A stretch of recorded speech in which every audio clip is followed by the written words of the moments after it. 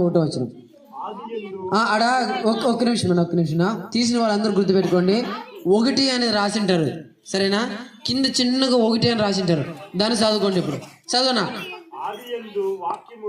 ఆది యందు వాక్యముండెను, వాక్యము దేవుని యొద్ద ఉండెను, వాక్యము దేవుడై ఉండెను.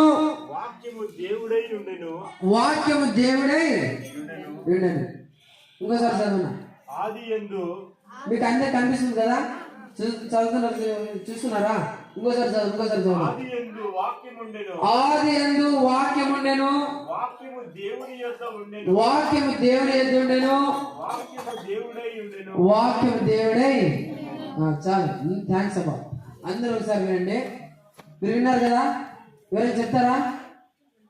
ఆది యందు వాక్యముండెను, వాక్యము దేవుని యొద్ద ఉండెను, ఆ వాక్యమే దేవుడై ఉండేది.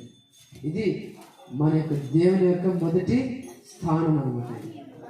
ఈ ప్రపంచం వినండి బాగా పిల్లలు, మీరు బద్రి విను, బాగా చెప్తాను. నేను ఇప్పుడు చిన్న విషయం చెప్పి మరొక వాక్యం చెప్పేసి ముగించుకొని తొందరగా.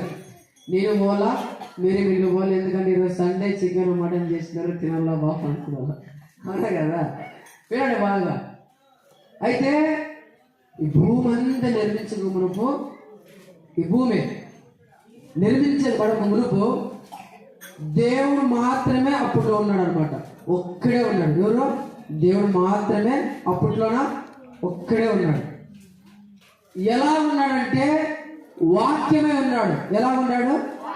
వాక్యమే ఉన్నాడు. ఆ వాక్యమే దేవుడు, దేవుడే వాక్యం అనమాట. ఇది బాగా గుర్తుపెట్టుకున్నా, మీకు ఎక్కడ కూడా కన్ఫ్యూజన్ కాదు. ఆది దేవుడు ఉన్నారు, ఆది దేవుడు ఉన్నారు, వాక్యం ఉంది, ఆ వాక్యం దేవుడి ఎంత ఉంది, ఆ వాక్యము దేవుడే ఉన్నాడు. ఇక్కడ వాక్యమే దేవుడు. ఏది వాక్యము అంటే ఇదే. ఏది వాక్యము? ఇదే. 66 పుస్తకాలు ఉండేది. ఎన్ని పుస్తకాలు? ఈ యొక్క పుస్తకము మన యొక్క జీవితం ప్రారంభం నుంచి ముగింపు వరకు ఎలా ఉండాలనే విషయాన్ని చెప్పేసింది. ఈ యొక్క పుస్తకం ఏం చెప్తుంది? నువ్వు పుట్టినప్పటి నుంచి చనిపోయేంత వరకు నువ్వు ఎలా జీవించాలనే విషయాన్ని చెప్పేస్తుంది. నీ కష్టంలో ఎలా ఉండాలని చెప్తుంది, నీ చదువులో ఎలా ఉండాలని చెప్తుంది, నీ జీవితంలో ఎలా ఉండాలని చెప్తుంది, భార్యాభర్తలు ఎలా ఉండాలని చెప్తుంది, నీ ఉద్యోగంలో నువ్వు ఎలా ఉండాలని చెప్తుంది, నీ చదువులో ఎలా ఉండాలనే విషయం కూడా చెప్తుంది అనమాట. ఏం చెప్తుంది? వాక్యం 66 పుస్తకాలు. ఏమే వాక్యం బద్రి అంటే? ఏమే వాక్యము?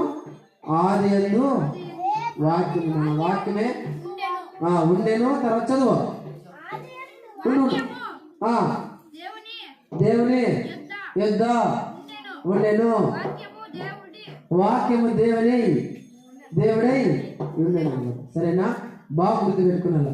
వాక్యము దేవుని యొద్దనే ఉంది, దేవుడే వాక్యమై ఉన్నాడు అనమాట.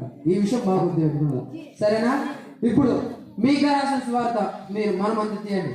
బైబిల్ తెలిసిన వాళ్ళు మీకా రాసిన గ్రంథం అందరూ ఓపెన్ చేయాలి. దాంట్లో చిన్న పుస్తకంలో లేదు, ఆ పెద్ద పుస్తకంలో ఉంది. పేజీ నెంబర్ నేను చెప్తాను. మీకా చాలా